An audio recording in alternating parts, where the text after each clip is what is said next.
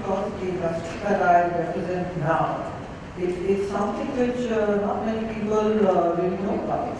And there are many organizations who have such a diversified portfolio of natural resources that Vedanta really represents. Now, given that situation, what are we looking at in this context? Was there a definition which was for the advisory to understand? I don't think so. So in our case, it becomes very specific. We have to redefine. We have to redefine what is it that we are looking at, which is why we find that as a challenge with the advisory firm. And we feel that the advisory firm will need to quickly adapt or get redundant. So I'm now making it a little more interesting and not using all the fine words that we started on. So it is a challenge which is something that we have to face. It is, as Madan said, that it has become so complex and you're under attack and scrutiny for building your reputation or marring your reputation, which happens within seconds.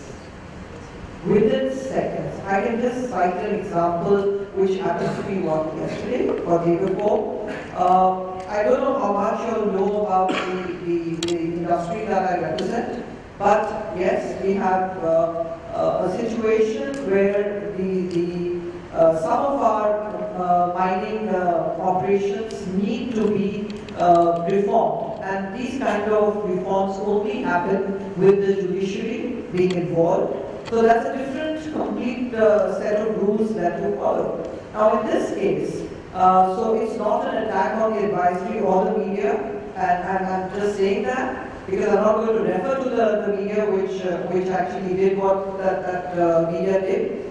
There was a court hearing, let's say it was a Supreme Court hearing, and it was on one of the metals that was being debated on. And there was one miner who had gone there with his plea.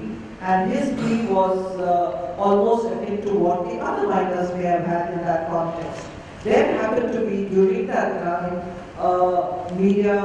electronic media correspondent who, when he heard that story, he quickly went to create a sensational ticker that this is now going to impact Cesar Sterlite as a company too. And I was in the midst of an off-site, and I suddenly get this call from my investor relations who tells me that our stock price has really touched the rock bottom because there is some media report which has created a confusion. Now, I'm just giving you this example, a real-life example, how it can impact a brand, how it can impact an organization, and how you have to look at it, and how does your advisory come in, how does it add value, and how does it react. So it's not about crisis communication, it's about knowing the brand.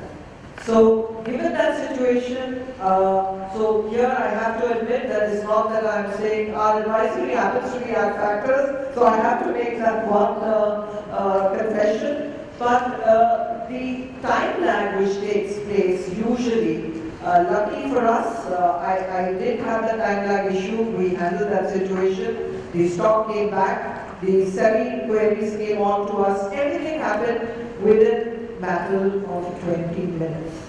Now, how many such situations will come? How do you really protect your brand? So coming back to that question, that you have to, with your advisory, create that brand story or that brand reputation very proactively, where you don't really have to manage a situation like this. That particular correspondent should have picked up the phone, asked either our advisory, reconfirmed, but because there is a pressure on media to have the first breaking story, he went ahead and did a story which he did validate. Now these are situations which we always encounter, so I'm saying that we have to step back, reflect, and build that reputation. I keep saying that brand respect, if we don't build, we will be facing these kind of situations day in and day out. I think so I think the last question. So I was corporate com head for large companies.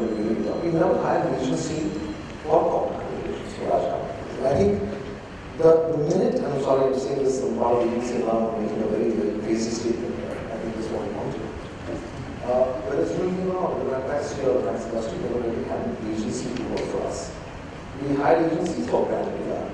I think the reason I did that was because me and my team, through training, becomes more closer to reality. And whether I'm offsite, whether I'm on holiday, whether I'm seeing people in the hospital, I own the brand and I'm reached first.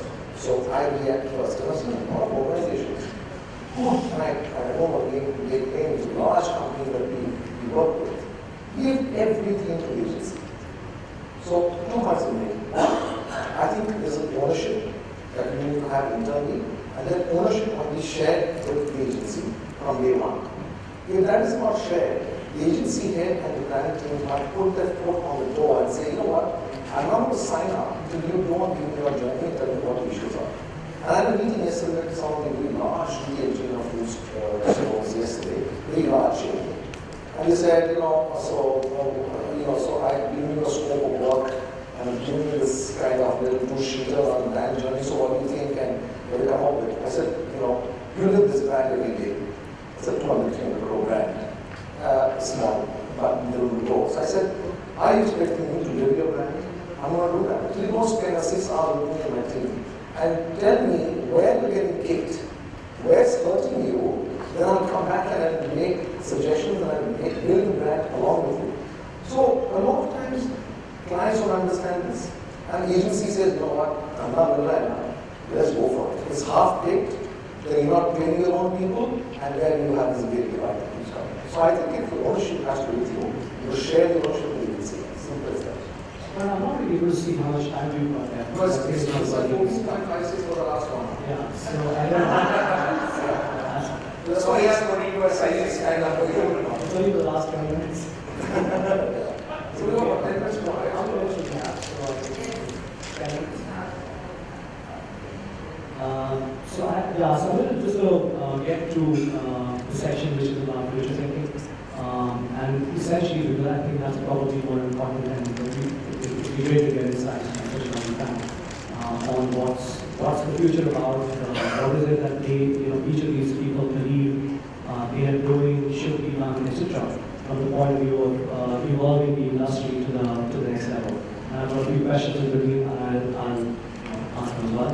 But here's to start this off.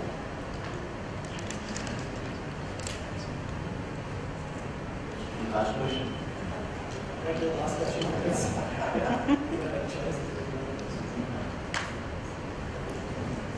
The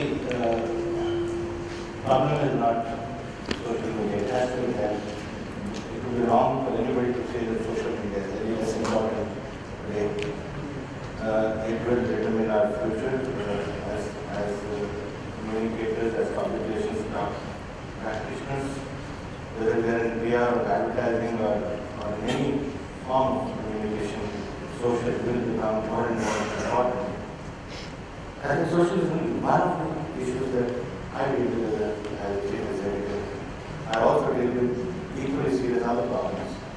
I have interviewed about 1,000 people in the last 4 or 5 years.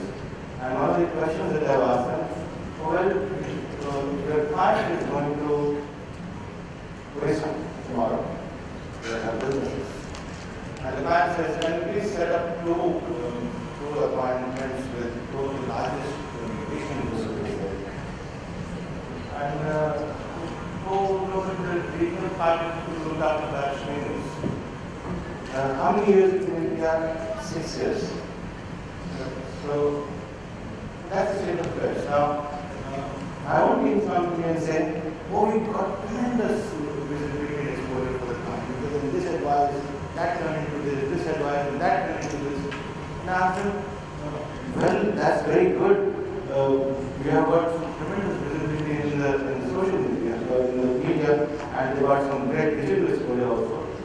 But what is the largest market as a state? Largest market as a state? No, we don't know. We must find out what is the second largest market, and the third largest market, the fourth largest market. It is this lack of basic rigor in communications renovation measures. And till we apply some basic thought to 5 or 6 fundamental questions of life of who, what, when, why, where, we aren't getting much. I mean, public relations as a business has become a business of templates and a business of forms which have to be filled in day in, day out. You want to write a message, put in something, you get a format, write a message, and go. It has the original, innovative thinking, creative thinking has become a postage to these templates. And my challenge or my appeal to all people sitting in this room is come out of that damn template because that is designed in New York or Manhattan somewhere to help you do some simple things repetitively better. Come out of it, do creative thinking because it is a market that is as complex as anywhere in the world.